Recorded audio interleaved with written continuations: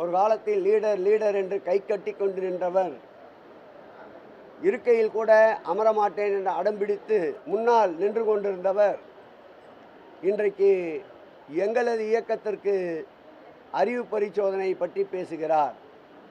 உண்மைதான், அவர்கள் பரிசோதித்துக் கொள்ள வேண்டிய இடம் கீழ்ப்பாக்க மனநல மருத்துவமனை என்பதை இந்த நேரத்தில் அழுத்தம் திருத்தமாக கூறிக்கொள்ள கடமைப்பட்டிருக்கின்றேன். முதல் தேர்தலை சந்திக்க வருகின்றவர்களுக்கு 75 ஆண்டு காலம் பவள விழா கண்ட இயக்கம் பால்வாடி இயக்கத்திற்கு நிச்சயம் இந்த தேர்தலிலே பாடம் சொல்லும் என்பதை இந்த நேரத்தில் நான் தெரிவித்துக் கொள்ள கடமைப்பட்டிருக்கின்றேன்.